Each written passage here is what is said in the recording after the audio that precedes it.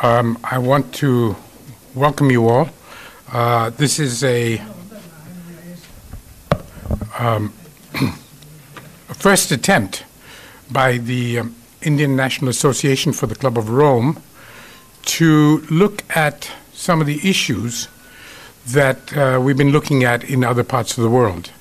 Issues that are basically systemic, cross-sectoral, cross-disciplinary, have attributes in them that they affect people, nature, economy, and all the issues that we are worried about in the concerns of sustainable development, and ones that need an independent view, a view from outside the corporate world, outside the government world, to look at ways in which we can move forward. These are issues like energy, water, transportation, and particularly cities. Cities is an issue that is now beginning to attract the attention of large numbers of people because that is really where the rubber is hitting the road today. I thought what I would do is just give you a very quick summary of the kinds of problems that we've been faced with when we've looked at cities in a non-conventional way, the way that it has been dealt with in the past without reference to things relating to the environment, to resource use, and so on, is something that we feel needs to be looked at in a different kind of way. So I'm going to, if I can just find here we are.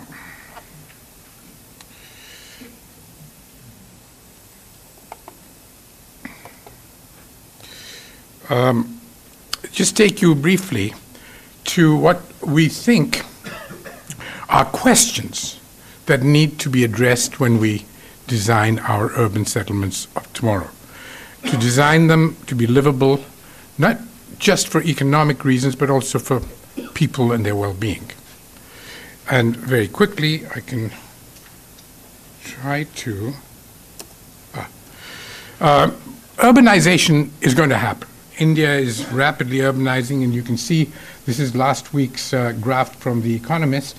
It's going to be willy-nilly a urbanizing country, and that's not necessarily a bad thing. People come to the city for many reasons.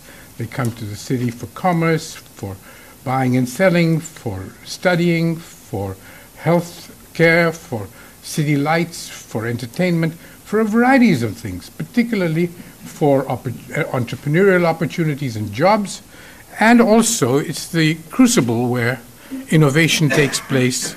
The world is changed largely in cities. So cities are very, very important. All right. They also have their own problems, things like congestion. They're very resource intensive. They have other kinds of security, certain kinds of security, but also certain kinds of insecurity, which comes from an impersonal surrounding, from a lack of sense of community. So basically, cities have a lot to do with our future. The question is, who is the city for? Is the city for the corporation? Is it the city for rich people? Or is it the city for everyone? And one of the issues that I think we would like to put on the table is that we've often forgotten that little girl in the picture, the people who basically got left behind in our rapid process of development. People who live in places like this, places like that, and where if any of us have been out there in the slums, the numbers involved, some 100 million slum dwellers in our country, with no official provision of basic urban services, drinking water, sewage, electricity, schools, clinics, waste management services. So if you're living out there in the countryside like this, and the environment that you depend on is being destroyed and the water systems are broken down, then naturally you're going to end up in cities. And urbanization in the 21st century is probably going to be a good thing, largely, and anyway, it is inevitable. Now, the question is, how do we make it good, really good? The issues are economic, they're social, and they're environmental. Sustainability brings all these factors in together. And the urbanization of the 21st century is going to have to look at things that we've never had to address in the past. Things like climate change, species and biodiversity loss, an issue of how well we can live within the limits of nature and natural resources. India, for example, has an ecological footprint which is now approaching 1.5, 1.6 on a national scale. The city may well be over 6 or 7 already throughout the country. Our income distribution, of course, is very, very skewed and getting more and more skewed.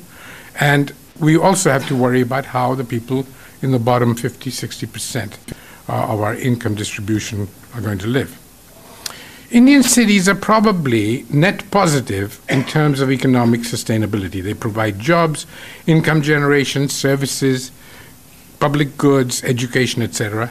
And they're probably not very good at issues of energy, water, food, and they are exploitative of the hinterland. From a social point of view, the goods and the bads probably more or less cancel each other out.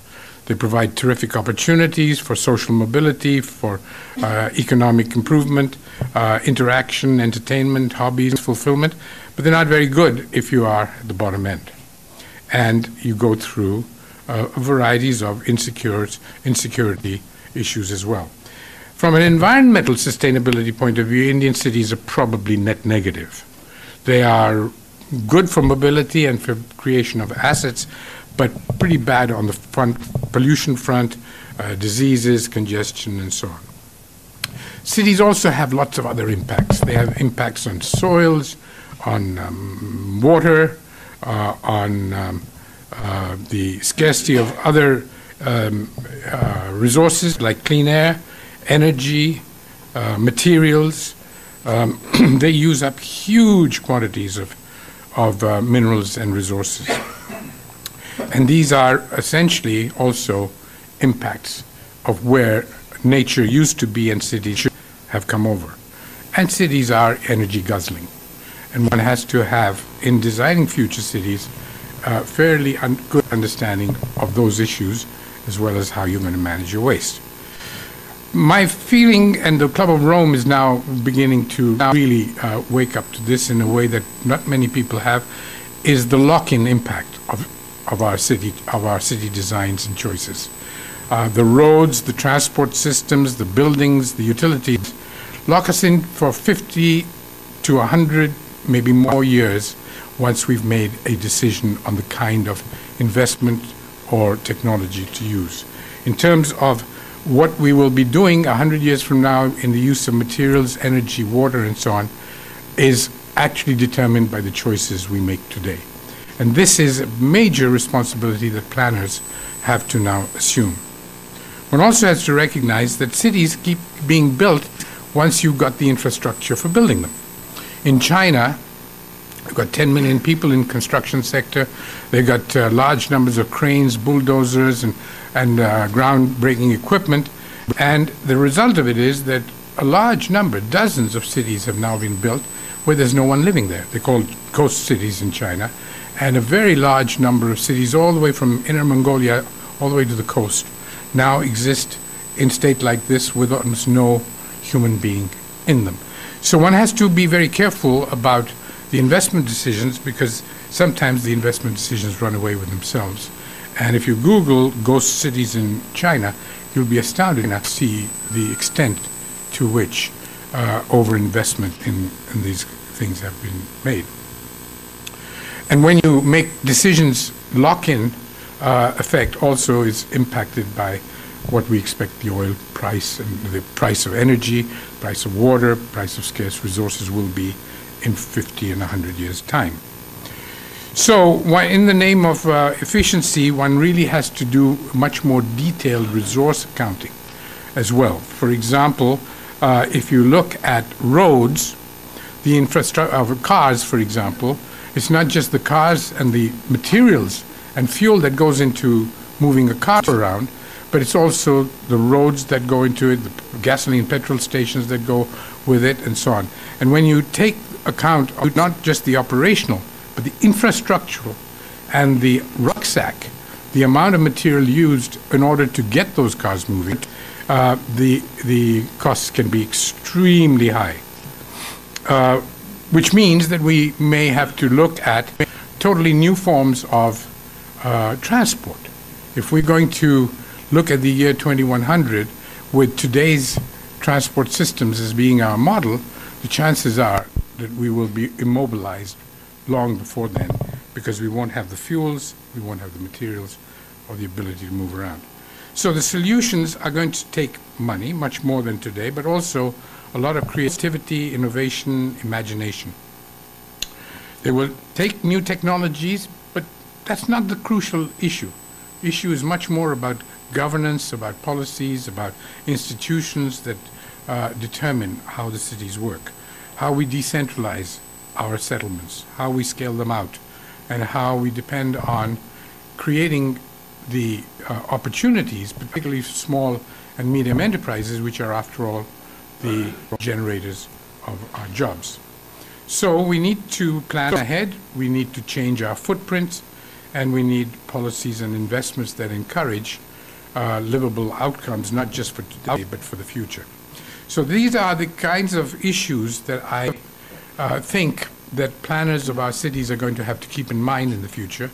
And we're starting a program, the Club of Rome, together with Development Alternatives and a number of other people, a series of workshops like this, which will be supported with a research program in order to look at these kinds of issues, which often have been forgotten in the way we look at our cities.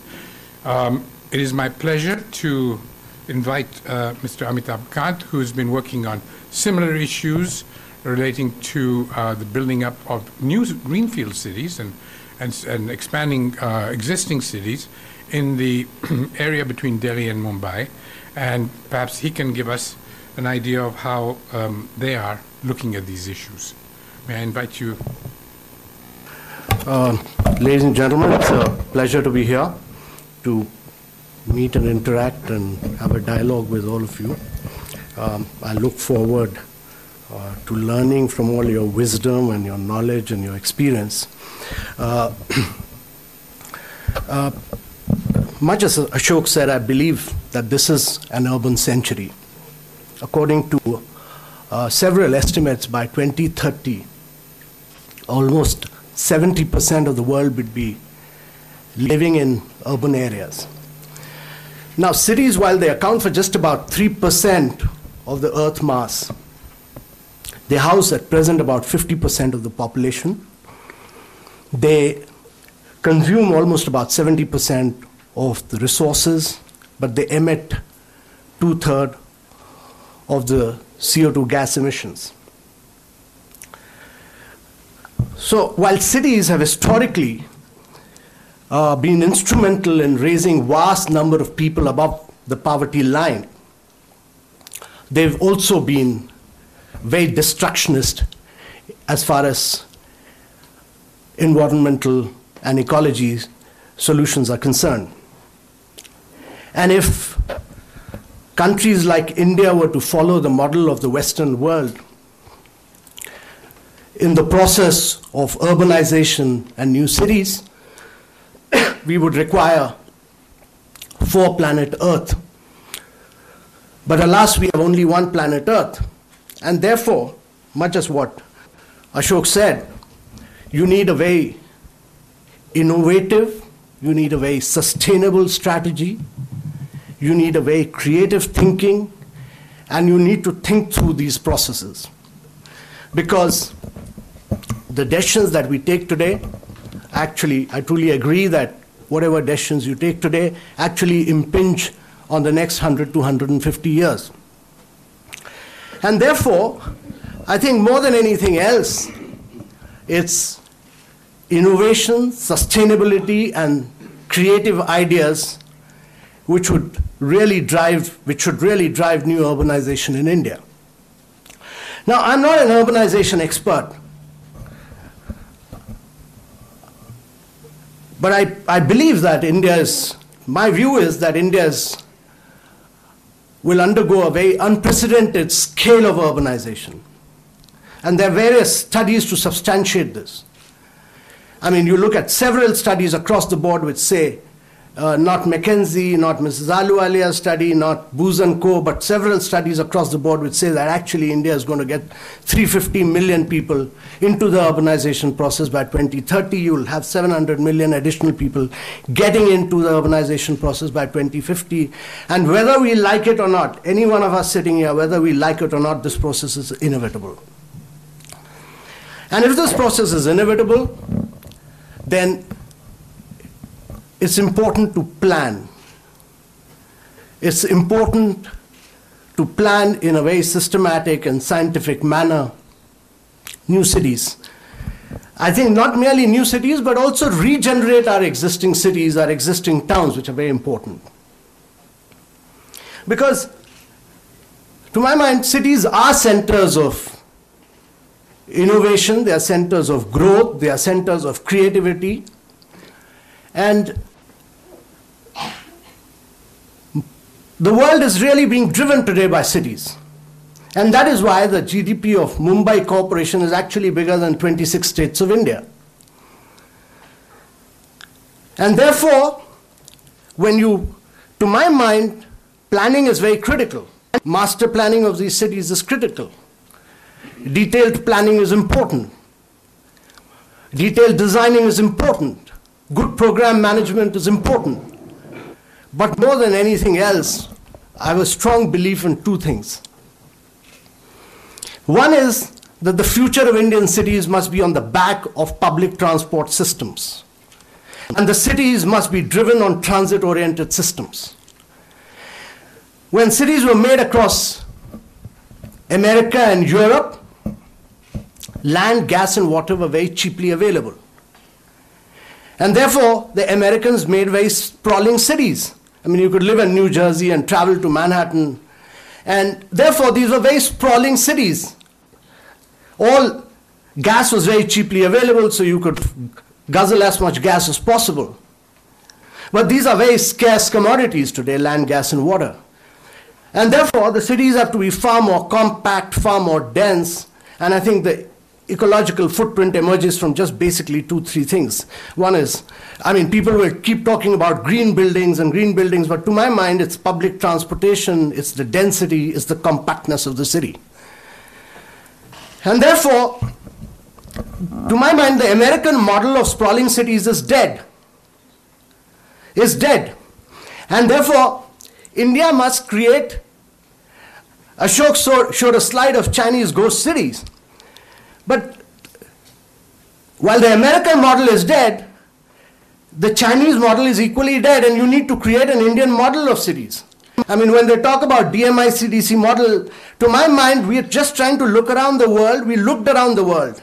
And to my mind, the best examples of this actually don't come from the western part of the world, but they come from the eastern part of the world. They come from a great city called Kitakyushu in Japan, which actually became the most prosperous city in the 70s. It was the key driver of Japan's economy, but it also became the most polluted city in the world. The Dokai Bay, from where water was drawn, actually became absolutely yellow. The sky became yellow, but in 70s, the Ministry of Trade and Industries took it as a challenge and brought in a whole range of new laws and new technologies. And today, if you go, just about everything in Kitakyushu is recycled. From construction material to mobile telephones to cars, it's a recyclable city. Great example is of Yokohama, where they reduced waste by about 37% by sheer good leadership, and therefore saved about close to $2 billion a year. Another great example is Singapore, which manages its water in an extremely good manner in terms of recycling, and there's a huge learning lesson in terms of water management and water pricing. So to my mind, while the American model is dead of sprawling cities, it's very important to learn from examples from across the world. There are a whole range of examples from across the world. We looked around. When we started this whole process, one of the key things for us was to look around and see what we can learn from others. As much as we are all willing to learn from your knowledge, your wisdom, your expertise, and see how best we can innovate. We are not experts, but we try and work with the best people in these areas. And we always believe in learning and evolving. And I think one of the radical things that's happening in India is that by the end of 2017, or probably if the railways dedicated freight corridor delays it, then by 2018, Dadri in Greater Noida will get linked to the ports on the western coast of India. And today, all goods actually move by lorries or they move by passenger trains. In India, about 72% of the goods move by lorries. So actually, that's the real polluter. And one must understand this, that is the real polluter. And one of the most radical and revolutionary changes that will be brought in is the connection of Dadri to the ports on the western coast of India. And on the eastern side, there will be another corridor, a train corridor, which will link up close to Calcutta to Ludhiana. And both of them will actually meet at a later point in Dadri. So actually you can take agriculture produce from the eastern side of India, bring it to Dadri, put it on the western corridor and take it straight there. Now, I think this is a great opportunity for India. This is a great opportunity to plan. This is an opportunity to develop. This is an opportunity to evolve new models of urbanization. Now, to my mind, new urbanization cannot be done without an economic driver. You need an economic driver. And you need economic driver because I think one of the challenges for India is to grow at rates of 8 to 9% per annum for a very long period of time, over 3 to 4 decades, to be able to create jobs for its very vast population, young population, because with 350 to 500 million people, 700 million people are going to get in, these are all young people, and probably the worst thing we as Indians can do is to put unskilled population, young population without jobs. So India needs to grow. And India needs to grow at rates of 8 to 9%, and we need to create jobs. And there's no other answer to that. And if India has to grow at 8 to 9% per annum, manufacturing has to grow at rates of 14 to 15% per annum for a long period of time, consecutively, year after year after year. India is the only country in the world which has 52% of services sector, but it can't go beyond this. And therefore, employment has to come from manufacturing. And historically, let me tell you, many of you may not agree with this, but no country in the world has actually grown on the back, post-World War II, no country in the world has grown on the back of agriculture for a very long period. You can do this for 4 years, 5 years, 6 years, but on a 3-decade, 4-decade period, which India needs to do to be able to create jobs, no country in the world has done it without manufacturing. And you look at Japan, you look at Korea, you look at Taiwan, you look at Singapore, you look around the world, every single country has done it on the back of manufacturing. So to my mind, manufacturing is essential, but a logical consequence of manufacturing is the spatial manifestation of manufacturing, to my mind, is urbanization. Now, when I came here on this job about 2.5 years back, this Delhi-Mumbai industrial corridor was visualized at 1,500 into 300, 1,500 kilometers in length and 300 kilometers, and as if huge urbanization is going to take place into 1,500 into 300. Now, we are not looking at this huge broad brush of 1,500 into 300. What the DMIC DC is doing is to plan for 7 cities. 7 cities, integrated cities, because we believe that if you do manufacturing, then workers will come in. And if workers come in, their wives will come in, their children will come in. Young managers will come in, their children will come in. So you need to create an integrated, holistic city. You need to create not merely manufacturing, which has to be a very small component of it, but you need to create housing. You need to create civic amenities. You need to create public transportation. And therefore, when you plan for a new greenfields industrial driver, you actually plan for a completely new city. And therefore, the initial concept of industrial growth centers, of industrial states, we totally altered. We totally altered and we looked at, and actually the planning is actually over just 0.42% of this 1500 into 300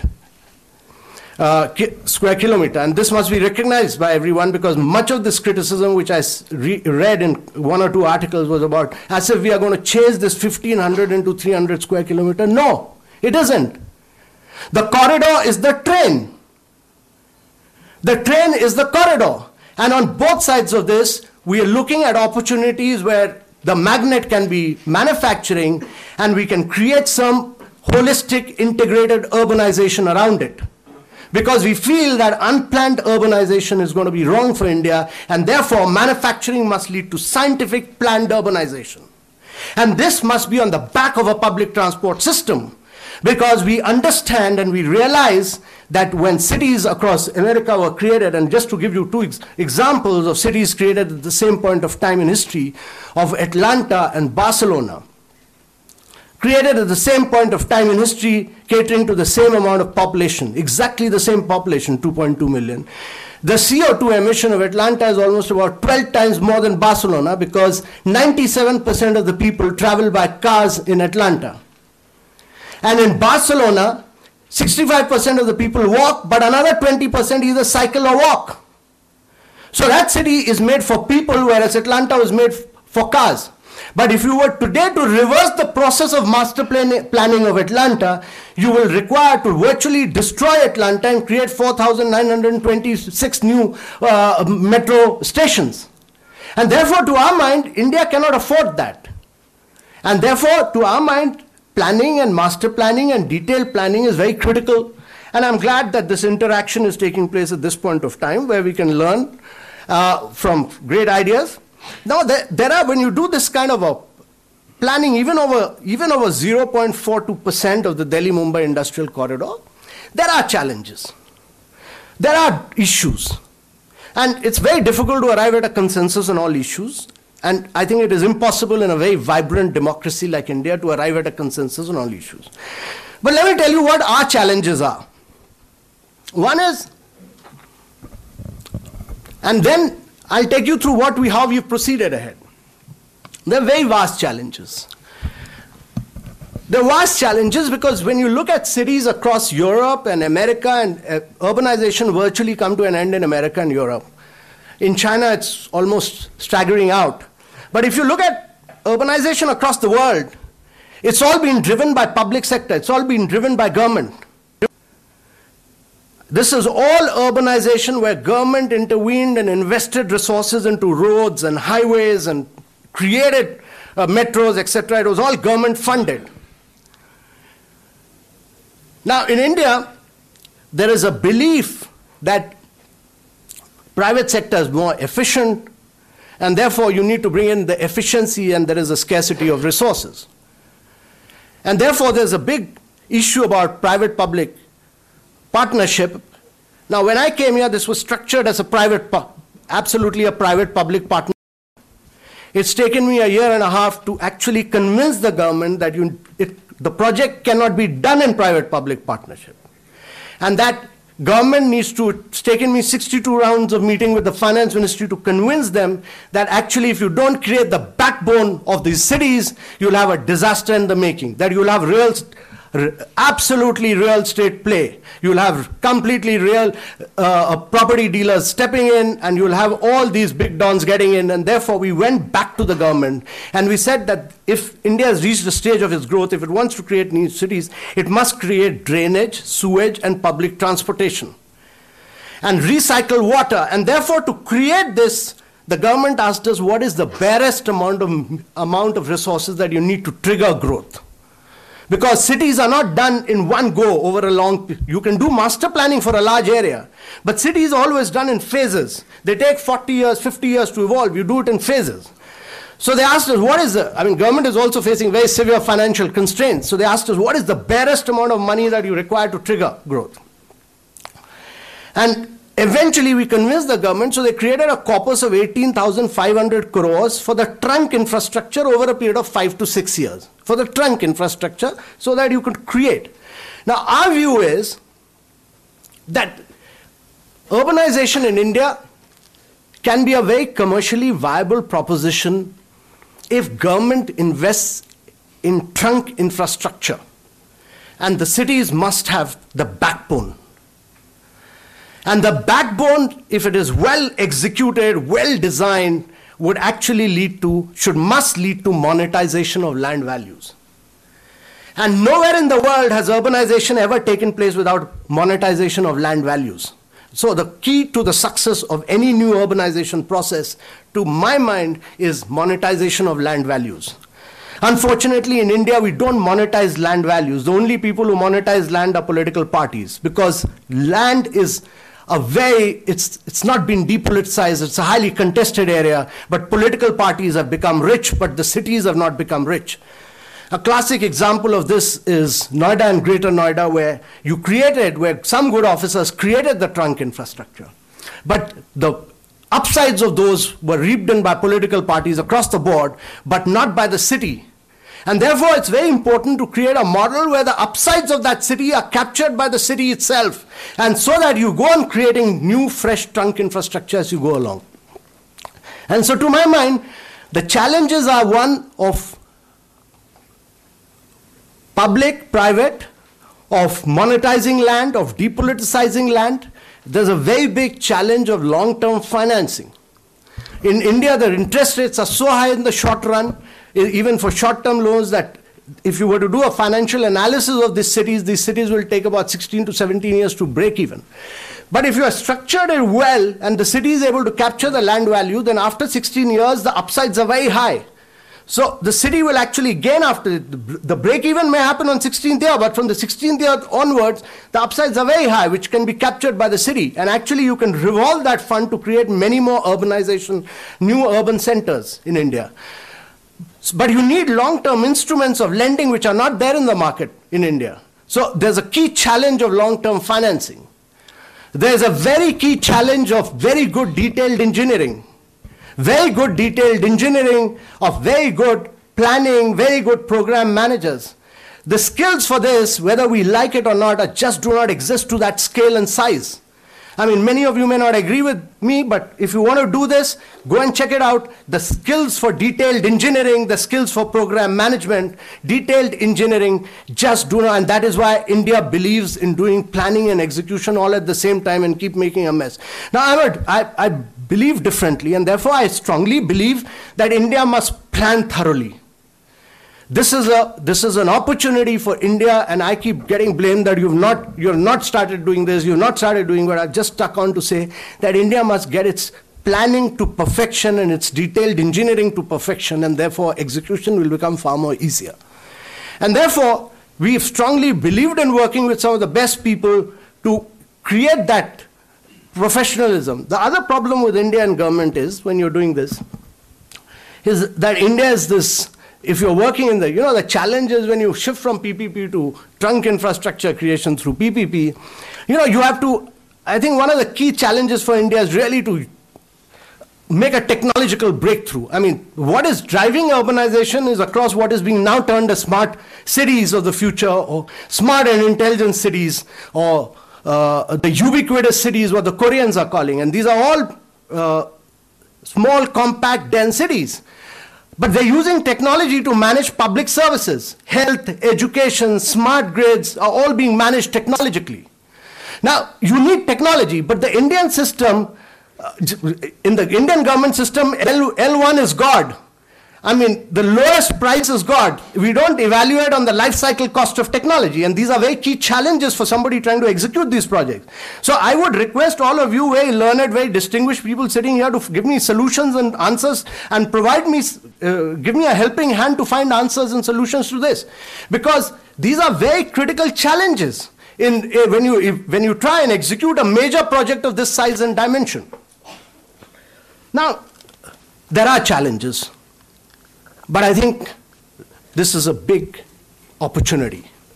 And therefore, I personally am a believer that we all, as Indians, need to work on this. We all, Indians, need to, at least the right thinking, people who believe in the right process of urbanization, need to work together. And We need to learn from each other.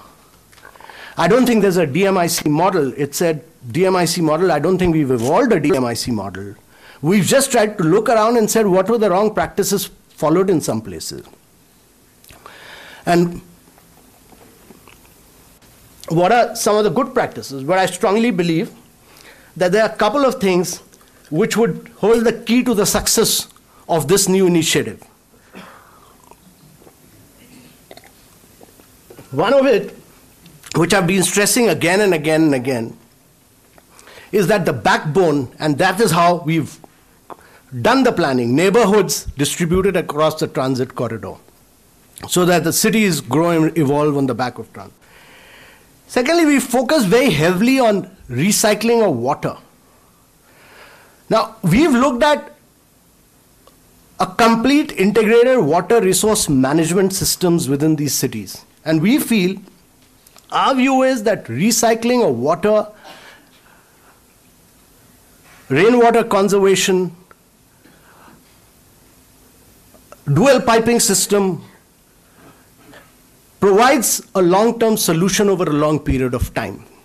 And therefore, a very big challenge has been the challenge of water. And therefore, at least in Haryana and Rajasthan, we've scaled down heavily. We've switched over to industries which are totally non-water consuming. But let me assure you that we've done a lot of work on water, and we are continue to do a lot of work on water. And we are strongly convinced that this is an opportunity for us to create a model of aquifer recharging. This is a model for us to create a completely different model. You know, when land was given to Tatas in Pune for this Tata Motor factory, that was the worst possible land. There's not a drop of water. It was the driest part of Maharashtra at that point of time. But the then chairman of Tata Motors, Mulgaonkar, took it up as a challenge. And he took it up as a challenge. He changed the complete atmospherics of that place. And I went there about a year back. There are green trees all over. There's a big lake. There are birds humming. So, to my mind, if you plan it right, if you're convinced about it, you can change the dynamics of this whole area. And we are laying stress on some of these new technologies, some of these new areas of specialization. And so we feel that we are working with a certain level of conviction. We are working with a certain amount of vision in this project, but no vision is perfect. We try and work with some of the best professionals in the field. And we've tried to engage with some of the best minds in the field from across India and across the world. And we'd be very happy, we'd be very willing to learn from all of you, but I would quickly take you through, just a quick presentation of what we've tried to, I think this has come out. Quickly take you through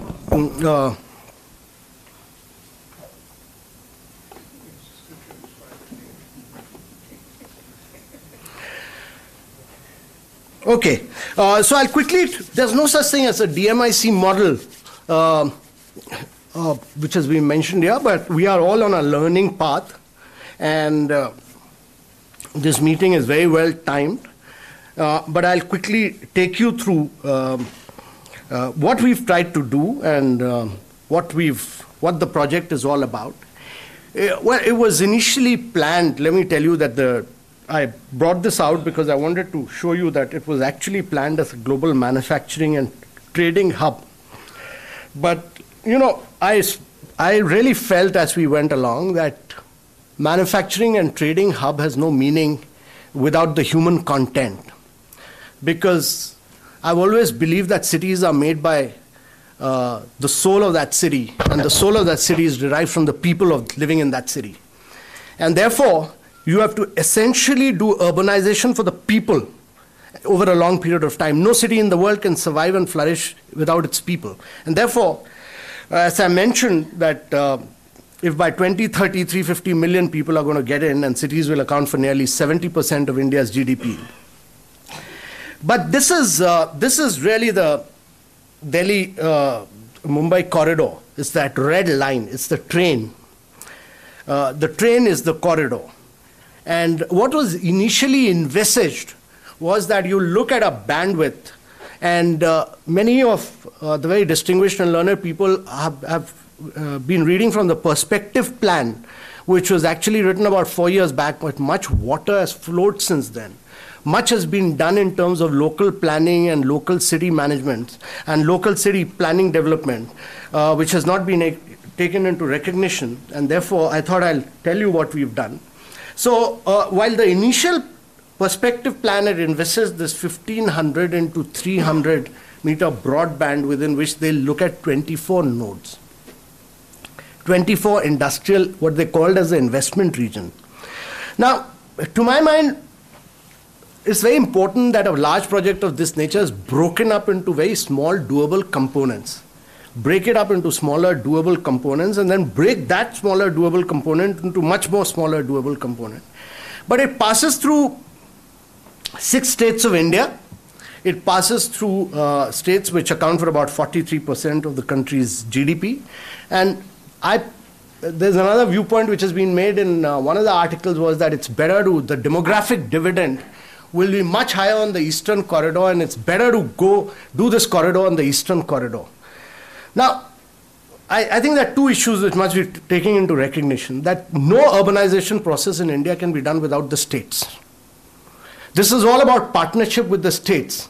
Land is a state subject, and therefore you need to work with the states.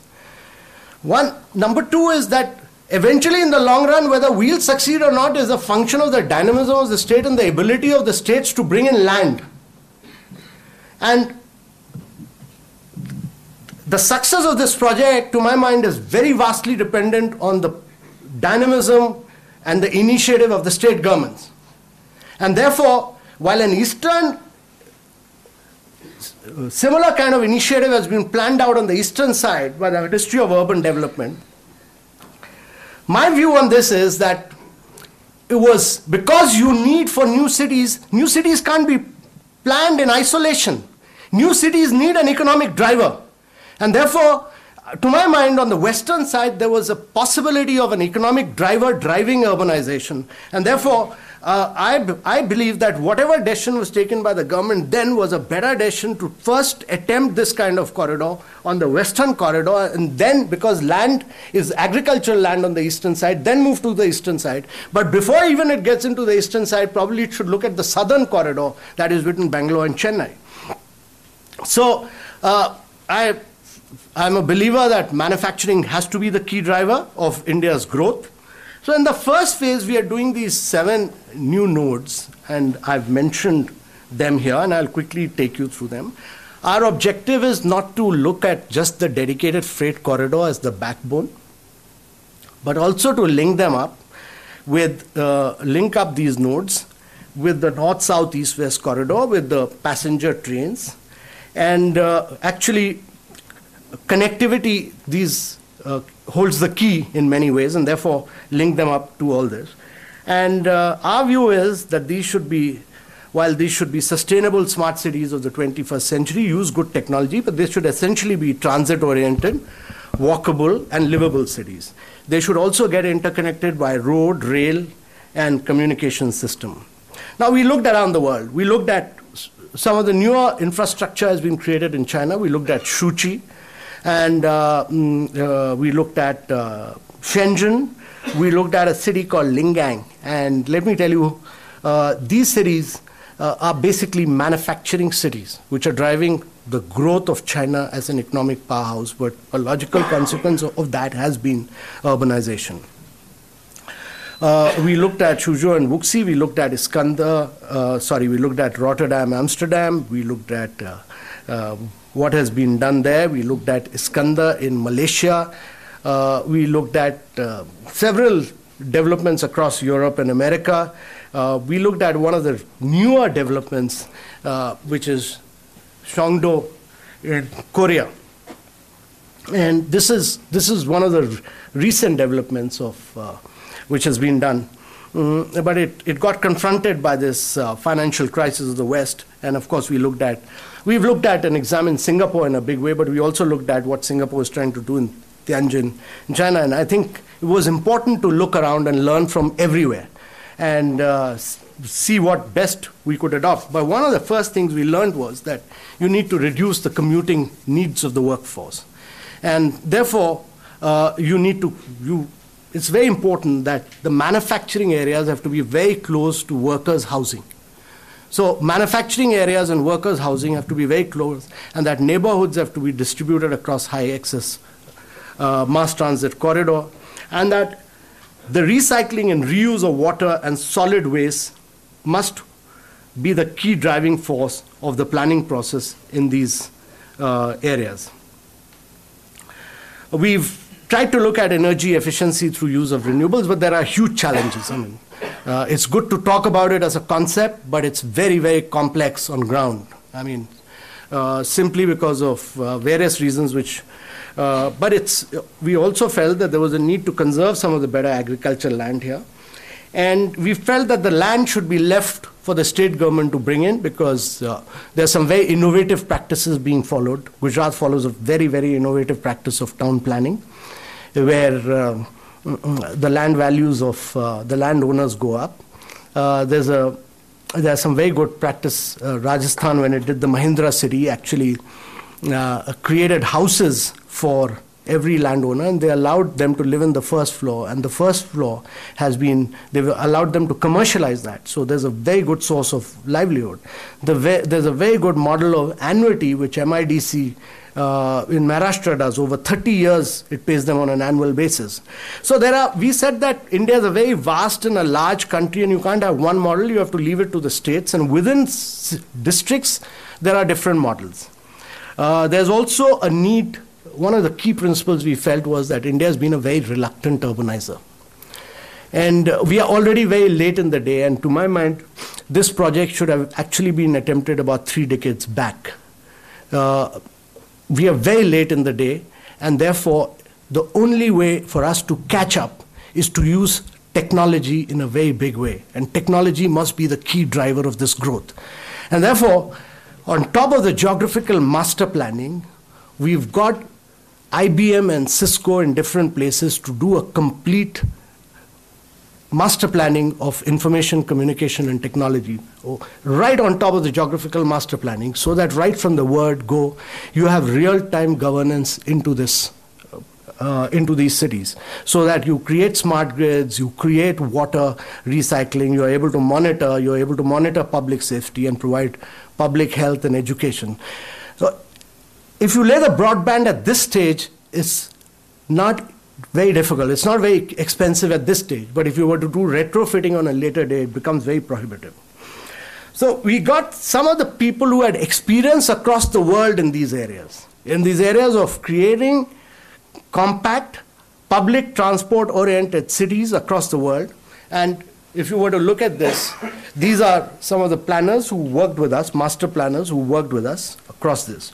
Now, the master planning has been done of a much larger area, bigger area, but we are doing all this in 3 different phases. And I'll take you through the first one, which is Dholera, which is about 110 kilometers from Ahmedabad. And this is on the route to Bhavnagar. And this is to the right and left. This is actually just a wasteland. And there's very little population staying there. And substantial amount of land is owned by the government. This is how the land looks like in Dholera at the moment. This is how the water comes in, and so you have to do some bunding there. And this is the population which is there. Now, we felt that this has an opportunity actually to create a city with high quality infrastructure, and as I said, high livability over a long period of time. So we are not planning for 10 years, 15 years, 20 years. We actually, as very much Ashok said, we are laying the planning process for the next 100 years. And therefore, for us, we were looking at a population of about 2 million in the Dholera region. We were looking at an employment of about 0.8 million and to develop about 500,000 dwellings. Now, our consultants did a very detailed demand analysis of what kind of industries actually globally will come into India, and from there, what kind of industries will actually come into Gujarat and what kind of demand analysis industries we should look at. And actually, if you look at the planning process, it's essentially totally transport-oriented planning. The city grows and evolves on a transport-oriented, starts with BRT. As the city grows, it goes into LRT, and it grows into mass rapid transport systems. So the whole city is actually nothing but a transit-oriented evolution on the back of a public transport system. We've gone in for integrated land uses. We've encouraged a lot of mixed-use development. We've looked at a whole range of our view is that workers should be able to get a public transportation system within 5 to 7 minutes, and therefore we've planned for a city which is creation of neighborhoods and walkable places. We promoted mixed use. We've tried to integrate some of the existing villages into this process. We've looked at almost about 30 to 35% areas being kept green. We've looked at roads, a complete hierarchy of roads. We've looked at rail connectivity to Dholera, and we've looked at the total water demand which will come into this area into phases, and looked at it from where the water will be, where water will come in, and I'll come to the issue of water a little later. We've looked at power, what is the power requirement and how we'll provide it, which I'll come to. But we've gone through a very elaborate scale of town planning process, which I think is a very unique method practiced in Gujarat and which needs actually to be replicated all over the country. We've had close to about 110 rounds of interaction with the village community and the farmers. And over a period of time, they've really taken the initiative and they want to drive the development of this. And actually, this is one of the biggest urban developments taking place anywhere in the world. It's actually 540 square kilometer, and the planned area is about 903 square kilometer. So it's actually a very big development which is taking place. But we've done very detailed planning. We've had a very vast range of public consultation on draft development plan, regional development plan. We are getting into the process of detailed engineering of the trunk infrastructure. We are looking at getting into a complete process of bringing in, if government does it, normally you bring in PWD or CPWD, but we've broken away from it and tried to bring in program managers who will manage and review, control, monitor, supervise the detailed engineering works of all this. And one of the first few projects that we plan to do is industrial workers housing at Dholera. Over a very vast area, and just not workers' housing, but a very integrated township with power, water, drainage, sewage. I have a full presentation on workers' housing that we've planned, and it will be interesting for us to share it with all of you later. But it's a very detailed process of actually not just housing, but a complete township for workers, and linking it up with public transportation. We've creating skill development centers, and so that was Gujarat. And then the dedicated freight corridor actually just skirts Madhya Pradesh, but one of the areas which has been looked at is Pitampur Dharma, which is an existing industrial area, the expansion of this. Now, to my mind, expansion, we are doing some expansion, but we've finished the master planning, etc. But expansion of existing areas where there are existing populations is a very, very difficult and a very tough job. And we are facing that problem. And therefore, I personally feel that while the planning has been done for a larger area, we'll have to very substantially on ground cut down the total area. This is just based on this is our view that we'll have to very radically cut down the total area to be developed in this region, simply because there's already too much of human settlement in that area. But we've looked at water supply, we've looked at a very major multimodal logistic hub which will feed into the dedicated freight corridor. We're doing a very large knowledge city near Ujjain, and we are creating an economic corridor between Indore and Pithampur. In Maharashtra, we are doing two developments. One is near Dighi, which is a port area, and we've looked at Nasik, close to Nasik, largely because at that point of time we were told that the availability of water is much better there. And then there were some changes in the water policy in Maharashtra, and we were then told that it would be very difficult to get that kind of water. And therefore we shifted from Nasik, and the Maharashtra government advised that we do a much smaller development around this, and therefore we are doing a much smaller development of 84 square kilometer Aurangabad, where water is being made available. And therefore, in these areas, we look at connectivity. We've looked at Dighi, but this is the master planning which has been done of Dighi. A lot of green areas, commercial, entertainment, housing, everything. But we've looked at also the connectivity, and to our mind, over a long period of time, it's actually connectivity which will drive the success of this. This is the smaller area that we've looked at in Aurangabad, and this is the first phase development of this over the first 50 acres. In Haryana, we're doing a first phase development of about 88 square kilometer, and this is close to Jurong of Singapore has done the master planning, and the way they've planned it out is that you can do development. We are linking up from the point from where the metro ends in Gurgaon through a mass rapid transport system which will cut through the city, and on each sides of it you can do 10 square kilometer development of on each side. So the regional connectivity is very critical for us, and the mass rapid transport system which will be able to bring workers from various parts of Haryana into this city. And we've planned out a rather big multimodal logistic hub, because the success of dedicated freight corridor is dependent. So it's a very large logistic hub, almost like a logistic city, with which will feed the cars, which will do value-added packaging, which will be the center of movement of all high-value car manufacturing here into the ports of India. But one of the key drivers of this will be the mass rapid transport system, for which the alignment has been finalized. In Rajasthan, we've done an area of 160 square kilometer, but we're starting off with 50 square kilometer. And actually, in this region, they're all non-water consuming industries.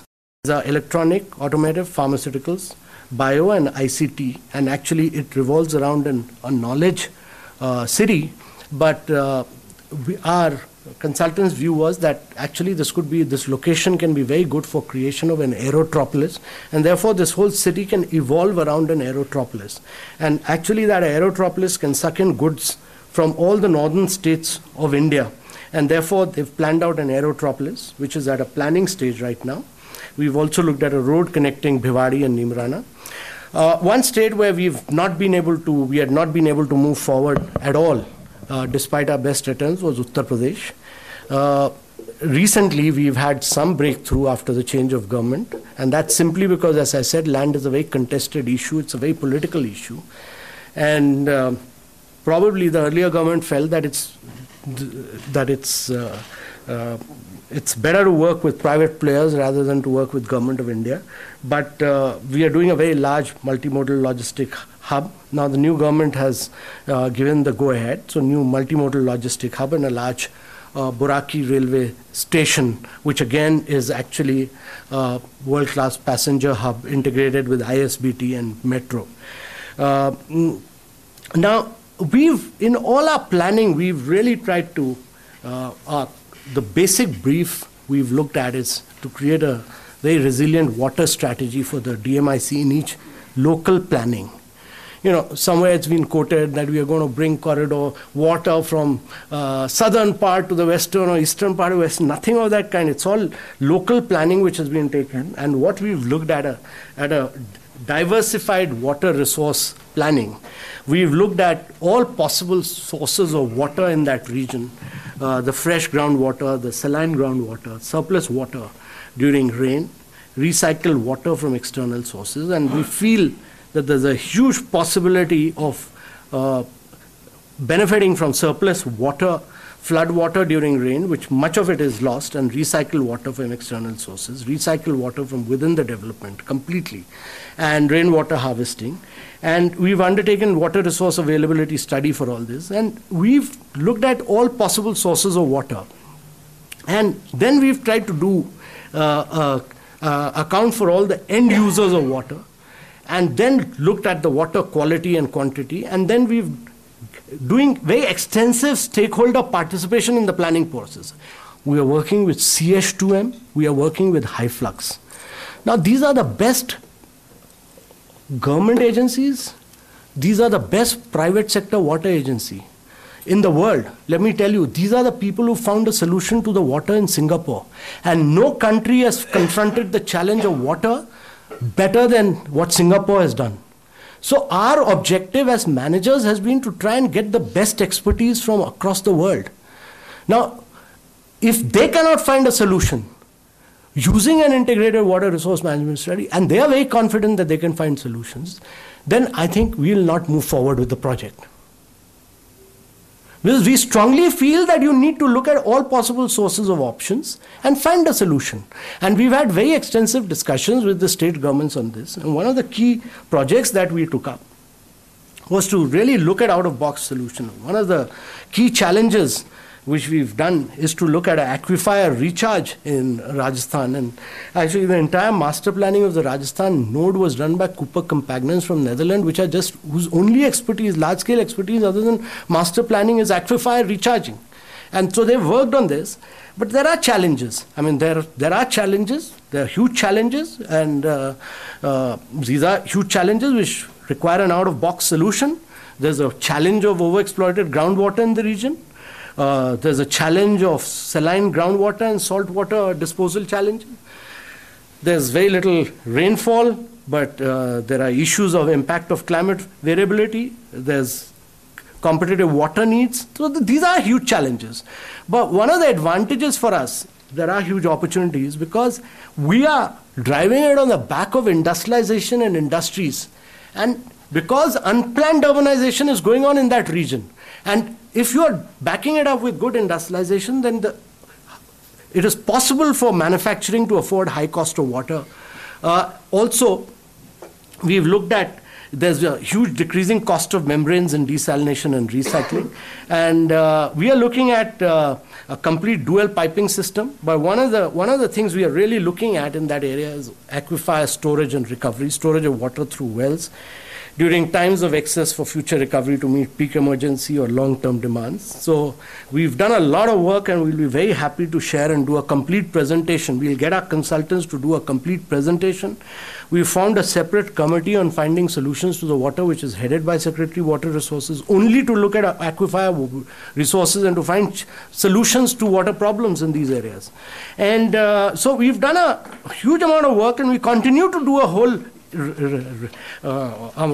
complete range of work with some of the best experts in the world across this. Big challenges of power, because India specializes in bringing industries and inviting Japanese investors to come in and then not providing power and water. So one of the things which we did was to look at the possibility of initiating power projects, and we looked at 6 sites which are close to existing gas pipelines, and we've gone and developed these projects. We're looking at a much larger period of 30-40 areas. So we've taken about almost 40-45 clearances are required. We've taken all those clearances for development of power projects over a long period of time. We've looked at connectivity, we've looked at railway links, we've looked at highway links. We've done a very vast number of, as I mentioned, we've used not merely IBM and Cisco, but we've used some of the best cutting-edge technology from Japan. We've used Japanese consortiums which have developed cutting-edge technologies over the last 30-40 years to try out these technologies in existing brownfield areas, not new areas, but brownfield areas which are already, where there's already industry and where there's a lot of pollution taking place through use of diesel. So they're creating microgrids in those areas. They're switching over to small gas-based power projects, etc. So a lot of work around creating smart city works we've done on how to bring in solar generation, cogeneration, how to bring in grid power supply. Now, this has all been done over the last 2 years. Huge amount of work by not merely 4 Japanese consortium, 5 Japanese consortiums, but by IBM, Cisco, etc. And also, we believe that that you cannot have large-scale manufacturing, and probably the worst thing India can do is to have a young population which does not have skills. So we are focusing very strongly on skills. We've done a complete technology skill gap matrix across sectors, across regions, across our nodes, and we've said that these are the areas, and we are working with a range of people to create to become our knowledge partners and to create viable self-skill centers in these areas. Broadly, I'll tell you that what does a new city entail? It takes certain internal trunk infrastructure, and this is just an illustrative list. And when we started thinking, we said that there's certain internal infrastructure and there's certain trunk infrastructure. And we felt that there are some projects which are, everything is not PPA-able. So while this project was originally conceived as a private-public partnership project, we got out of it. We've actually changed the shareholding pattern. We went back to the government. It took us 1.5 years. And we said actually that there are some things which are PPA-able, which are in the yellow boxes. But there are other things which are non-PPA-able. That is the trunk infrastructure. And if you don't create the trunk infrastructure right, if you don't have public transport, if you don't have drainage, sewage, then the city will be a real-time disaster in the long run. So we went back to the government, and what we showed to the government was this financial analysis. And we said that actually what happens in a new city is that it takes you 15, 16, depending on the city, it takes you 14, 15 years to break even. But once you break even, then your upsides are very high, as we showed in the case of Dholera, that you need to monetize land value. If you are able to bring planning, development, and municipal function under one body, then you are able to capture the monetization of land. Don't tamper with the planned process. Don't allow the upsides of the development to be taken away by someone else. Capture it in that city. And if you are able to do this over a long period of time, there are huge upsides. And we demonstrated this city after city in Dholera, in Pithampur, in Manesa, Bawal. And then we told the government that actually government should create a black box. And the black box should be the fund, it should be a government-driven project, not a private project. And the government-driven project must provide the basic, essential trigger points for funding. And therefore, government created a corpus of 17,500 crores. It took us 1.5, 2 years of battle with the government, with different agencies. But they created a 17,500 crores corpus, and they gave us another 1,000 crores for project development, for detailed engineering project. And they created this black box, and this is run by 4 or 5 secretaries to the government, and they said you can raise more resources from bilateral, multilateral agencies, you can raise from from bonds, and the red box is the city SPV, where the state brings in the land, and the central, we've tried to create a business model which has never been done before. So what we are saying is that Government of India will only fund money as either debt or equity. And therefore, this money over a long period of time, the city should be created as a business model. It must break even at some point of time. There's no question of any grant. And therefore, we'll provide debt and equity into the city. And over a period of time, it will break even. The government's funding, central government funding, will go in as debt and equity. And there are certain projects which cut across the cities, which are financed, like logistic hubs, power, which are driven directly by the DMIC here. So there are various challenges. This is even for 0.42% of the land in the DMIC corridor, this is a very large, it's a very complex project. It is a very, very difficult project. It's a project with huge challenges, but it is a project with very vast opportunities for India. And therefore, I think it's important that I learn from you and I gain from you. It's to my advantage if I learn from your knowledge, your wisdom, your expertise, and your worldview. But I just thought I'll tell you that this project is just full of a whole range of challenges and is one of the most difficult projects which anyone can undertake at any point of time, anywhere in the world. And I'd require all your help and assistance and support. And if there's any further information I can provide, I'll be very happy to do this. Thank you very much, ladies and gentlemen. Thought we would have, that was very useful information, and I really want to thank you for both parts of your talk, the more general part and the specific description of the kinds of challenges you've got. And your last list was actually quite congruent with more or less all the issues that I brought up, which obviously means that we're more or less on the same wavelength as far as what we need to do. We thought we would have a few short interventions, a kind of a panel. We'd invited Mr. Saurabh Chandra, Secretary, Department of Industrial Policy and Promotion. Is he here, or is there somebody here from the ministry? Secondly, Dr. Sudhir Krishna, Secretary, Ministry of Urban Development. Is he here? No, I'm standing. You're standing in? Why don't you come up here? And is there anybody from the Planning Commission? I'm in. Would you like to join us here? And clearly comes through in the presentation made by Mr. Kant a few minutes ago, is that this is a complex undertaking which is going to need not only the cooperation of states, of various ministries, of the public and private sectors. So whether it's sectors or geographical entities or political entities, in order to make this go forward, we're going to have a great deal of cooperation. Do you, from your vantage point, either from the ministry or from the Planning Commission, see this as something that's going to be easy for him to get? Good evening to all of you, sirs. I am Director in Planning Commission, Housing and Urban Affairs.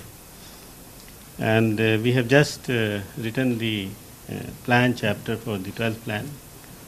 And in the urban sector, the most important intervention of the government was JNRM. So that has also ended. It was co-terminus with the 11th plan, and we are in the process of designing the new JNRM. So that has also led us to a visit of and revisit a large number of challenges. What Mr. Amitabh Kant has brought is actually one of the very great workable strategy, and I won't say that very happily, but somewhat reluctantly, Planning Commission has gone with it. But at the same time, that is definitely not the only strategy, because that is creation of certain new cities for easing or for industrial hub, as well as for the people, as well as for challenging the increasing population of urban India. But one of the great challenges that we do have is the renewal of the existing cities, because under JNRM we have attempted that, and one of the biggest challenges that has come in that endeavor is to put a good governance structure. I mean, he has time and again said, I mean, as if it is the DMIC versus, I mean, it has taken so much of time with Government of India or with state government. Similarly, if you look at the urban challenge, I mean, it has been actually a challenge within the government itself to realize that you have to shift the focus from the rural areas to the urban area. And what the approach in the 12th plan has been is that there's a very clear-cut signal that this is a good thing. I mean, it is not this that you have to keep on depending on the rural area, or migration is a bad thing, or contain people in the rural area. It is, for the first time, I think the plan is saying that for us the key challenge and the key driver to growth has to be the cities. So as far as the economic logic point of view, I think Mr. Amitabh Kant, as well as a lot of people within the government, have brought it on the policy discourse. At least there is not major difference between what he is trying to, what DMIC is trying to do, and what Government of India wants. So that is first thing. Other thing will fall. in the places. The second major thing is that he has a greenfield project. And there you can very well say that the government, it is possible for the government to look at the trunk infrastructure, and this has to come from government, because initially you don't have the people there. So it has to come from the government. There is no way that you can bring a private guy unless until you get an annuity model. And Planning Commission in the recent year has not been supporting annuity model, because we realize that for the government, it is much simpler to raise the resources rather than telling the private guys to raise the resources at much higher cost. Because it is, what annuity model does is that basically it backfronts the obligation for the finances. So that being the case, for a greenfield project, what he says, I think this kind of support that he's looking forward to, it's not easy. I'm saying it's not easy, definitely, but it's not impossible. It's not impossible. I'll stop it. I'll react after this. Let me pass it on to him. Good evening, friends. I've heard Amitabh before, and as my experience is still the same after listening to him, you're just sort of overwhelmed. I mean, the whole proposal is absolutely awesome, and a huge amount of work has gone into it. And to my mind, the most important slide was the one which showing the institutional and organizational thing with that black box by the central government, and then the various SPVs and all. So it's a wonderful effort. It's a great idea, and we all in the government and outside would like to wish it all the best. But there are immense challenges. I mean, just to give you a few to start off from the beginning. When we come in, who should look after is the Delhi-Mumbai industrial corridor? Okay, it should go with commerce and industry. So then I'm from the Ministry of Urban Development. We thought, okay, what about the Eastern Freight Corridor? Let's think about it. So, we took the lead. We wrote to the Ministry of Industry, if you people are not going to do a pre-concept note and all, okay, let Ministry of Urban Development do. So, okay, they agreed, all right, you go ahead and do. So this industrial corridor spans various sectors, it spans various states. And as John Robinson said about India, so whatever you say about it, the opposite is equally true. So what Amitabh can push through in Gujarat might not be possible in Patna, or it was not possible in UP. So there are huge amounts of challenges, but it's a great idea, and we all wish it the best. And then I'll come in later on. Thank you. So may I say one more? Yes. This is a key challenge that we are facing. This relates to urban planning. I envy him because it's a greenfield project. You can bring best in the world and plan, which is needed. Obviously, it is needed. But our problem is that when you look at the renewal of the city, and we went through the JNRM, there are a large number of civil societies today who are coming to us and asking us, you are running JNRM for whom? Because this is the water supply that you have created. It's not benefiting us. Because what you have done is that you have, from the government of India point of view, looked at this easiest solution. You look at the cities without making the structural changes in the cities in terms of the governance, in terms of the capacity. What you have done is that we take the easier option of financing the project and said that you have done wonders. So the problem is that when we look at the urban planning, we attempted to bring that it has to be somewhere people has to be brought in a decision-making mode. Because it is, at the same time, it can't be completely people-oriented because planning is a very technical exercise. So the real challenge that we are facing today in JNRM also is that how to make planning as an extremely technical thing, at the same time has the complete ownership of the people whom it's trying to serve. One of the examples that we in plan are trying to say is that let the expert work. Let the Delhi Jal Board, if it is expert, let it work like a Delhi Jal Board. But let us enter into a memorandum of understanding with or agreement with the municipal bodies, which is the democratically elected governance structure. And it is they who are accountable to people.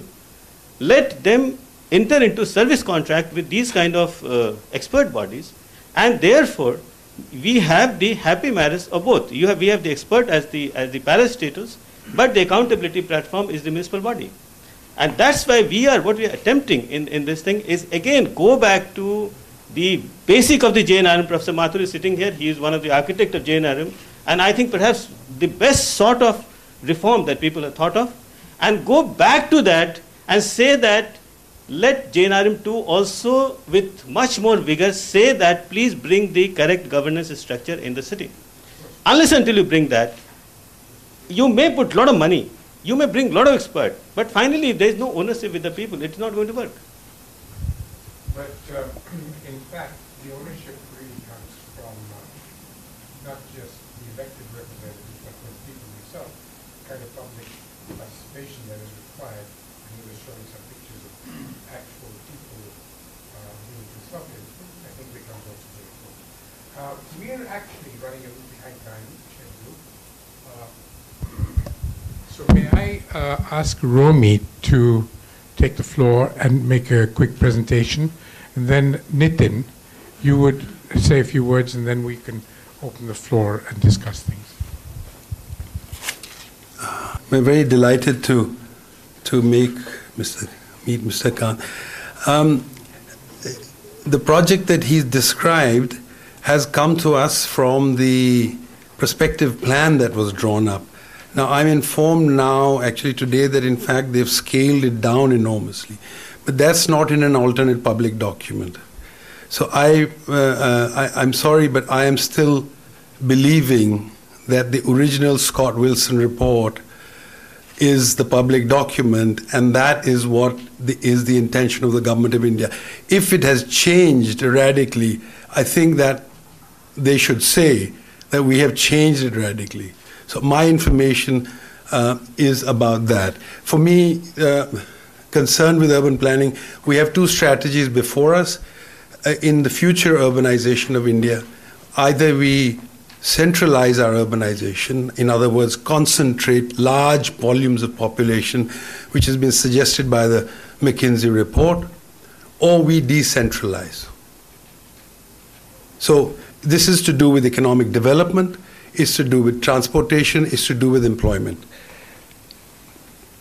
Strategy 1, which is centralization, it says basically that you enlarge the metros with massive investments, $2.2 billion, build 19 transportation corridors linking tier 1 cities, like the DMIC. This requires massive scale of urbanization, and I've got a sentence from the Scott Wilson report which I would like to just explain a little bit, because the report says planning and implementing such a scale of development will be a unique challenge and raises some fundamental issues about economic, social, and environmental consequences. So I just want to put before you the nature of this challenge, which I think Mr. Kant and everybody who's in the DMIC is well aware of. I think the government's well aware of. I just want to put it in a graphic form, if you like, for us to consider, because it's not our criticism of the DMIC project, etc., is not intended as a criticism of the country or the government. It is intended to be a reflection of our intense concern about how these problems are going to get solved. Let's look at the scale. Now, the geographical area of the DMIC is 530,000 square kilometers. It's 15.6% of India, and the population in 2001 was 200 million. But by 2039, and the report says this, and I'm perfectly willing to accept much less, it's going to contain 33% of India's population, which means the density of that region is going to go up from 400 to 1,036 people per square kilometer. So 3 times the density. And the employment figures are also very optimistic. If the project succeeds, these are the employment and the productivity figures that are going to come out of the project. Let's look at the social impact of this. The latest 2011 census map shows us that the surrounding areas have densities of 690 for Uttar Pradesh, which is high. Rajasthan is 165 persons per kilometer. Andhra is 277. The DMIC project proposes 1,036 persons per square kilometer in that area. Now, it'll be not evenly distributed, obviously, but that's the perspective which was given to the government of India to get the project approved. If you take away the natural increase in population of that area and you add the impetus given by the DMIC project, it means that 93 million people, or about 4 million a year, are going to migrate into this area. Let's look at the environmental context, and I think that Amitabh Kant was very well aware that water is the critical issue. I would go so much as to say that water is the only issue for the next 100 years for every settlement in India. Everything else we can generate, we can manufacture, but water is limited. So I'm going to look at the water picture. Now, there are things in the report which I found very surprising. For instance, a random sentence I picked up. They said that the groundwater status in most districts in Rajasthan shows a good surplus. Now, let's look at what the World Institute in Sri Lanka is telling us about the global water situation. This is in 1975.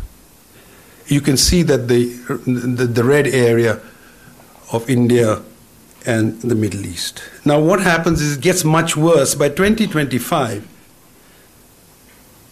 the whole of India and China have gone into stress. I go back.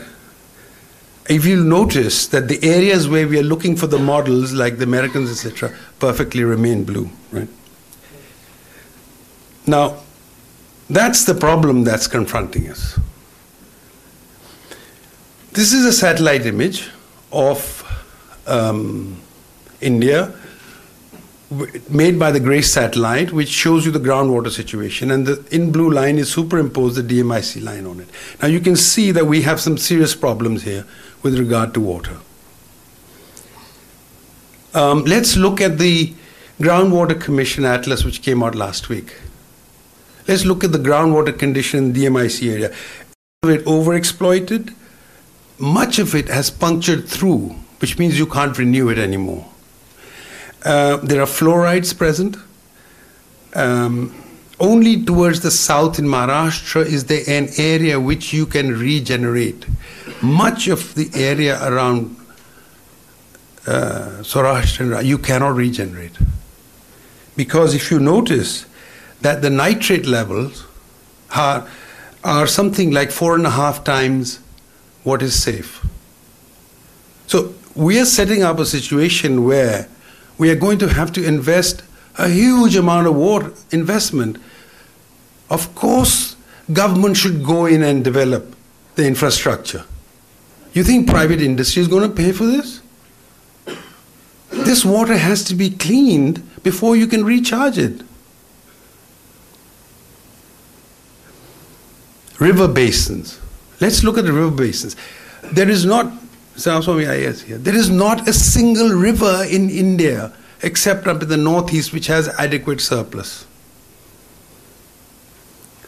Let's look at the figures of the major river basins, and we'll notice that 91, 90, 95, 89% is being taken up by agriculture. And we haven't accounted for industry and cities. Now, in the figure given in the report, and I will stand corrected by revisions that are being done, utilizable water has been shown in the DMIC region as 465 billion cubic meters. Now, utilizable water is half the river water. You have to let half the river water go through the river to clean it. The other half is what's available for agriculture, which we've noticed already taken 91%. So I just want to know where this water is coming from. What we did, Dr. Vikram Soni, who's working with me together on this project, has done a lot of work on water with the Jal Board. He compiled his calculations from the Water Board, and we came to the conclusion that actually is minus 2.85 BCM. It's not actually what is made out, because that is after the water has already been utilized that was left over. Utilizable water in India is utilized. It's a development challenge. Now, what are the consequences? I think we are going to kill our rivers. Because the volume of waters that the rivers in that area require is enormous. We cannot do it from water harvesting and rainwater collection. There are too many dams on those rivers. Now,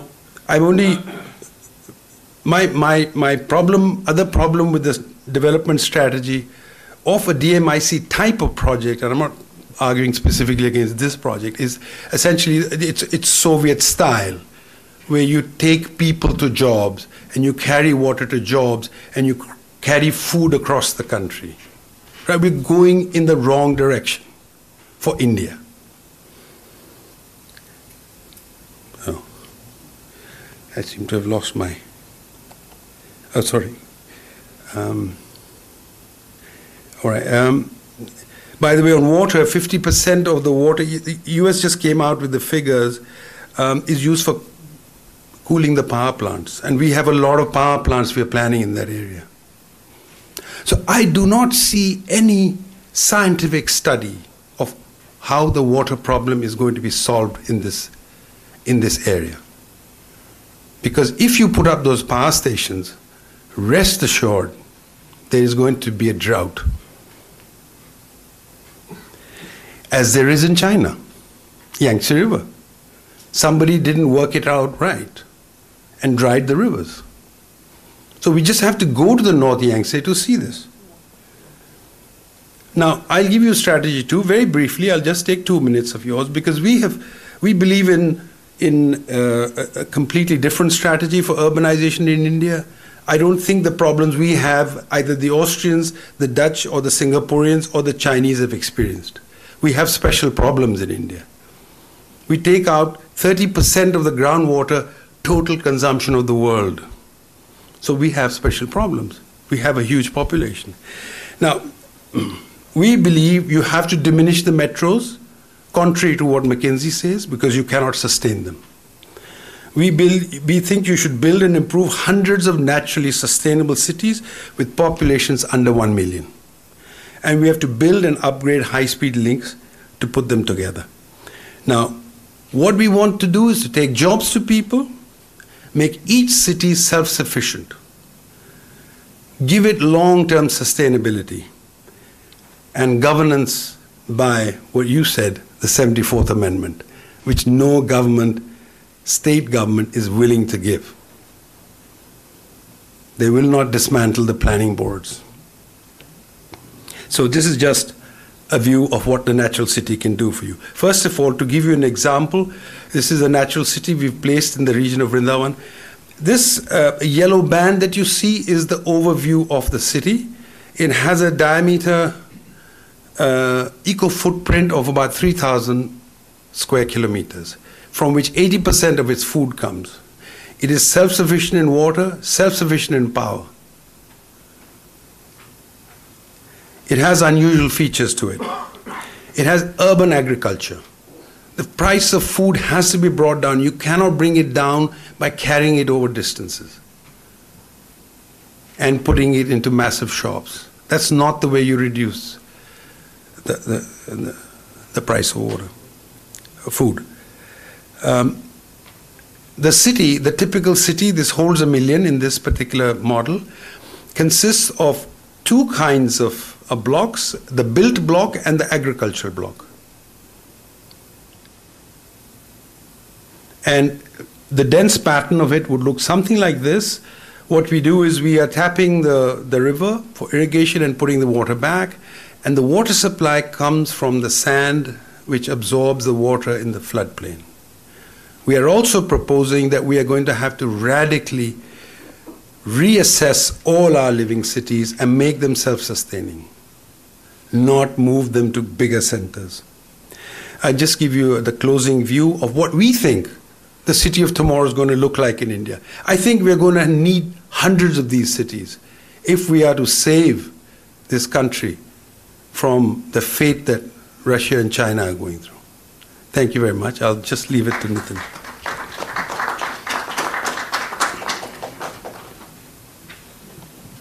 Nitin, would you like to say a few words? I don't have a PowerPoint, so I gotta shut this thing. Let me first say that I really welcome the presentation made by Amitabh, and which was, I think, quite interesting.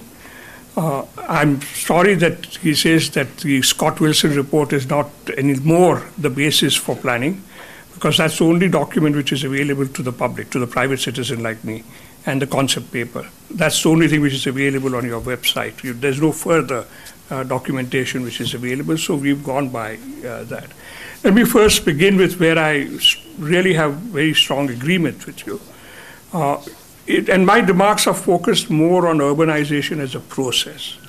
Now, one part of urbanization as a process is this interaction between infrastructure spending and land values. The reality in India has been that these land values have been captured by private individuals, land sharks, and politicians. The only way we can make urbanization sustainable is by ensuring that we devise mechanisms by which this increase in land values is available for the purposes of meeting the infrastructure investments which have led to that increase in land values. If you succeed in doing that, that would be a huge, huge achievement, because we haven't done that. And the greatest failure of master plans in India is the fact that none of the master plans had a viable urban land strategy attached to them. Remember this, our whole history of urbanization in India is a history of failed master plans. Let us also remember that more than half the urban population of at least of the larger cities in India lives in cities where the public sector plays no role. They are self-made cities. The guys who stay in Dharvi don't get any municipal water supply. They buy the water from tankers, generally owned by the local politician. There is no sewerage system which is available to them. There are no municipal services. Whatever planning controls are exercised internally are not exercised by any public entity. It's exercised by local dadas who will tell a newcomer, you can build here, you cannot build there, who decide how the roads will be maintained, etc., etc. These are cities which people have made for themselves, are running for themselves, and more than half the population of India lives in these cities. This is the reality of our master plans. And one of the key is that the failure to attach a viable land management, not really addressing issues of urban land markets at all. I hope you succeed, because I'm afraid the political interest in the increase in land values is so huge that I'm not sure to what extent you'll be allowed to succeed. My second remark, again on urbanization as a process, is that when you build these great greenfield sites, etc., it's all very well for large corporations. They'll come to you. Multinational corporations, even large Indian corporations. That's not what works for these cluster-oriented small enterprises. Remember this, that only 15 to 20% of India's GDP comes from large corporations. 40 to 45% comes from small, unincorporated enterprises who go bit by bit. One guy sets up something, his cousin comes along, he helps him to set up a foundry, another fellow comes along. They don't come, they cannot come in a group. You cannot suddenly have the cluster develops. And where does it develop?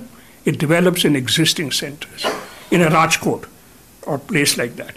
Now that sort of place, you cannot run away from the reality, which is that most of India's future manufacturing growth is going to take place in existing locations, because much of it is going to take place in small enterprises for whom these SEZs and greenfield sites are not viable.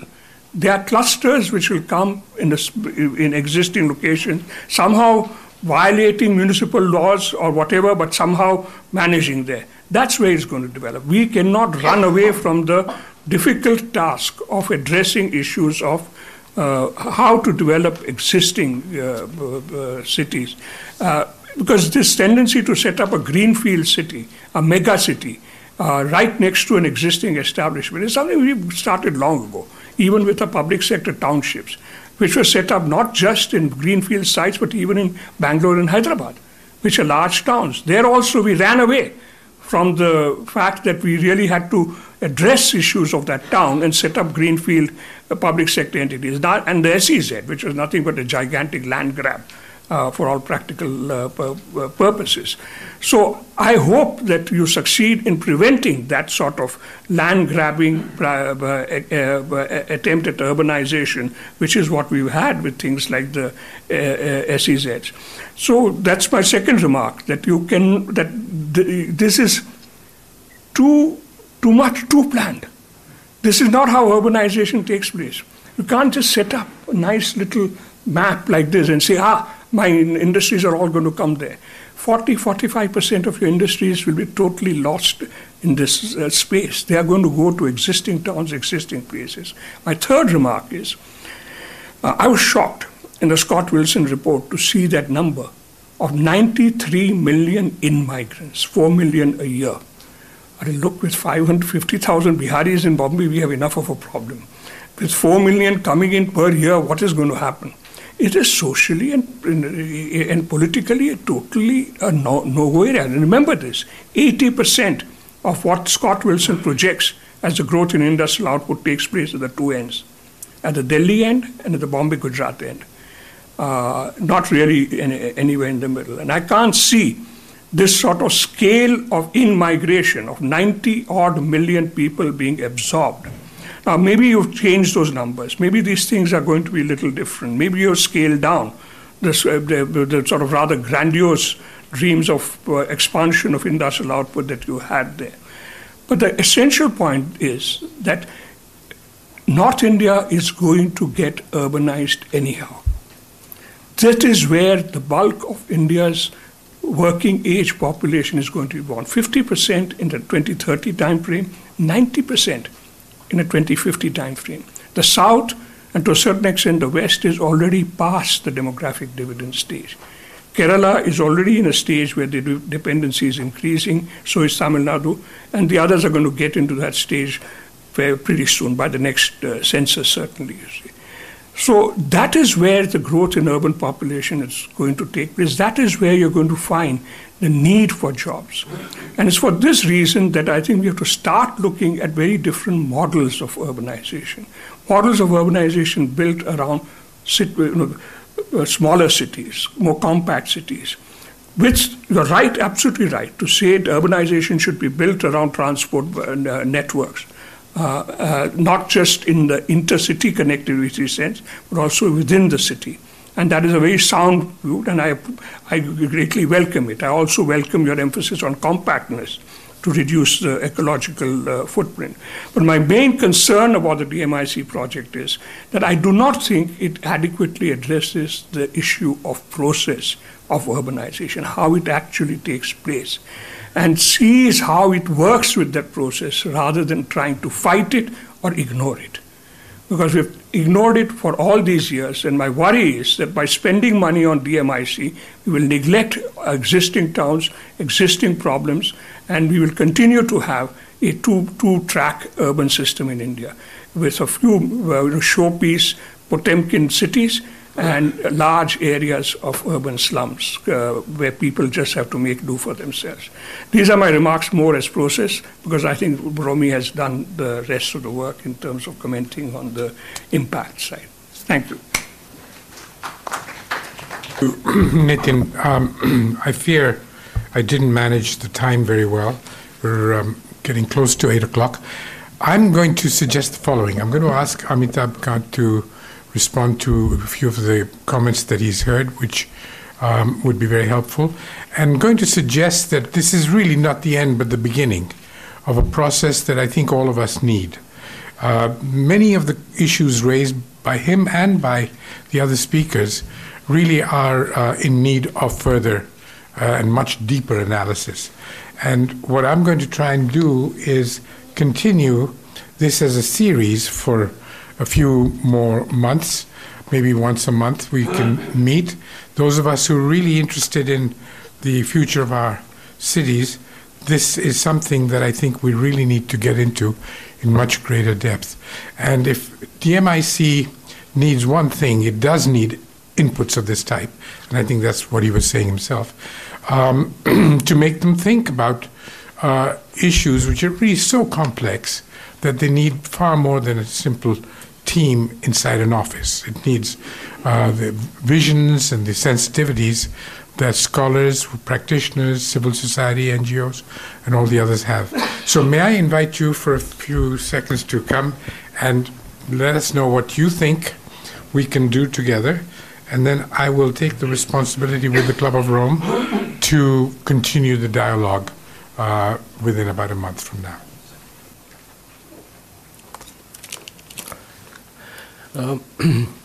Well, I'm greatly enlightened by the comments of Mr. Nitin Desai and by the presentation made by Mr. Romi Khosla. My only view is that these comments have been based on the broad brush of the perspective plan, which was prepared by Scott Wilson almost about 4 years ago, much before I had joined. And it looked at the entire DMIC region of 1500 into 300 and worked around this very vast area. Now, we are working on very small areas. You know, the total area we are working is just 0.42% of that. Number one. Number two, I am a great believer in local planning and local resources. So we've tried to look at local resources and find local answers. Now, I quite agree that, you know, other materials not been available, but I think a number of articles have been written by both Romi and Mr. Nitin Khosla. My only request was that we are quite an open organization. You know, we didn't put up, I'll tell you the problem in India. We put up the local plan onto our website. And we found individuals going and buying over lands in those areas. So it became a nightmare. And then we took away the master plans from our website quickly. And because the minute you describe the area, people just go and start buying land. You know, this is the complexity of India. So, you know, there's no neat solution, and I don't have any neat answer for these issues. But, you know, my only request is that I strongly believe in dissent. I believe in a democratic process. I believe in learning more than anything else. And I shall greatly appreciate if there are concerns to just give me a call. Just give me a call, mail me. I'll personally come to your house and interact with you, and I will learn from you whatever expertise and knowledge you have. I'd greatly benefit from this. And you know, the kind of experience, I have very little experience in this area, but I'm just trying to do it with a certain level of passion and conviction. And I strongly believe that whether you like it or not, Professor Desai, this process is inevitable. This will happen. And therefore, well planned in a proper manner will make all the difference.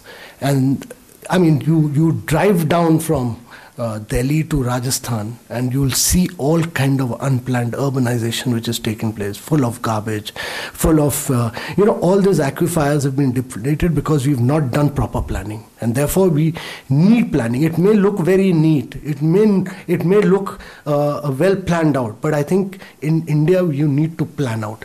Because we don't plan out properly, that's why we run into these problems. And if you plan out over a long period of time with detailing and proper execution, you will get the results.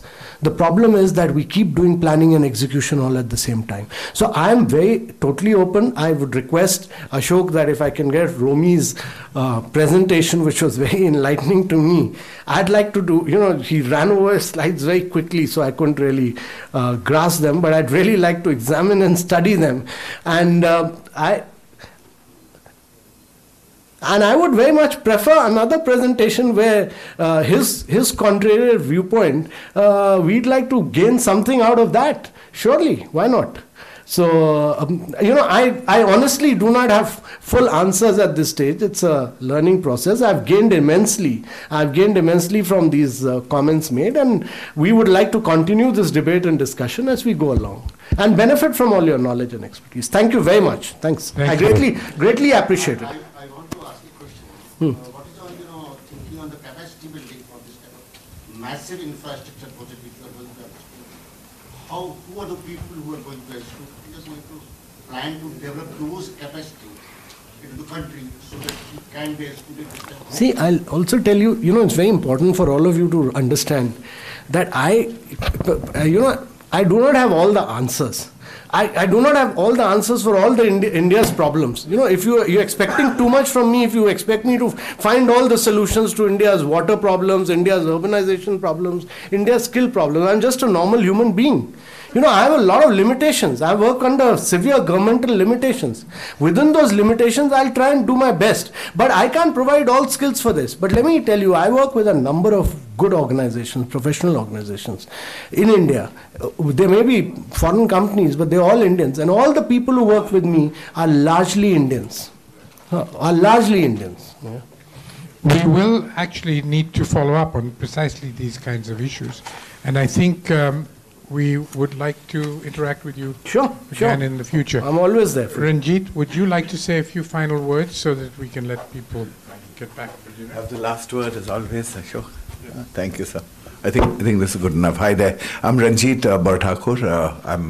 I work with Ashok on the Club of Rome and many of the other members. Firstly, thank you, Amitav, for actually taking the plunge to come and interact rather than sort of come and defend a situation. I think it's more about interaction. It's about a lack of really knowing that we had, or a lack of understanding from the website only, meaning your update that the website information itself is outdated by a gross margin itself is, I think, knowledge. 1. 2, I think the acceptance that we can, as a group, as Club of Rome, come and interact with you and have very many more formal interactions. I think at the end of this, we would be very happy to see how we can assist you rather than just find, challenges. I was thinking that I'd have at least 15 minutes, so I did actually a speech, which I wrote out, and actually that speech was really addressing the issue about population and inevitability. The one thing Amitav or DMIC or the government of India can't do is control population, because we are a democracy, and unlike China, we allow, a democratic way of growth. So I think that's the one thing you can't do. The second thing that is inevitable, urban centers are where employment and actual work and economic development for livelihood creation is happening. Now that's something, again, I don't think Amitav can really take away from. What really is happening, there is a magnetic draw towards urban centers. Now we have two options. Let it carry on, or Amitav takes a challenge of his job. He's not created DMIC, it was there. He takes a job and says, okay, how best can we look at it differently? I think there's two fundamental changes Amitav has made, and this is what I learned over the last few weeks while this debate was on. One is, from a structural point of view, he said, let us look at it much more in a microcosm, and let's make these cities be self-sufficient and let it draw much more than was there before. 2, he's also said that let the government create the infrastructure, and has made an attempt to create a black box. Now, it may not work. To Nitin's point, that if it works, it's great. But if it doesn't, then what happens? That is 2. What he hasn't taken into benefit is some of the thoughts on urbanization and trends. Now, this is a government of India policy. I think he's just come to execute it. It's a larger issue of how urbanization should take place. And therefore, what Romy is saying is very relevant. It sounds really exciting. It sounds almost as exciting as actually Amitav's presentation. The reality is that, but they're two different paths, because they've already gone down that path. What do we do? So there are 3 parts that I've understood for today. There are many, many parts I've understood, but my small sort of understanding is that the takeaway is that water is the biggest challenge, there's common agreement. So how do we agree to do something? How does Club of Rome help to catalyze, and how does Club of Rome help him to add to the 3 or 4 best water resources that he already has? That is 1. 2, how do we actually help in terms of understanding that this mass transit system or L transit system or short transit systems, how do they actually really reflect in terms of today's energy consumption and ecological footprint? I think, and this whole ecological footprint management is really something that it's not just about water and waste, it's much more than that. I think this measurement of ecological footprint, I think, should be introduced in this process, and maybe the Club of Rome can help, because there is a limit to growth, and that's really the fundamentals of which Club of Rome was sort of set up on. The third thing is that I don't know whether there is scope really in practical terms for working together. Meaning, is there a formal process, or is it just that we will go and meet and you'll come to everybody's home and do it? Or is it just going to end here? I'm just worried and concerned, because all of us are concerned and therefore we're meeting.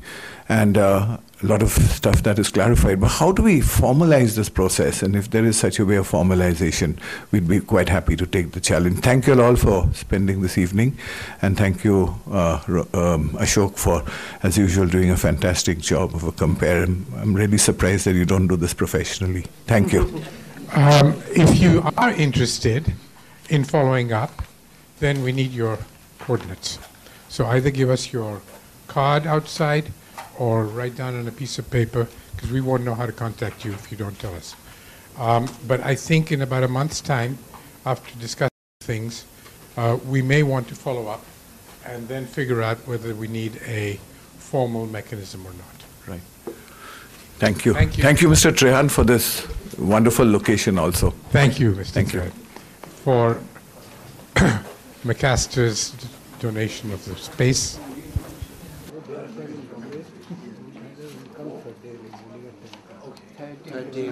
Question is quite understandable. Thanks for a lovely presentation you made.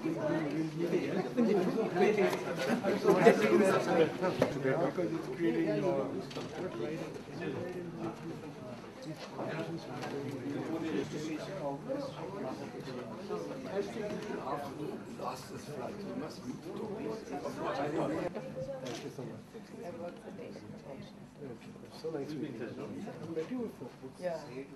The future managers. So we are building the capacity.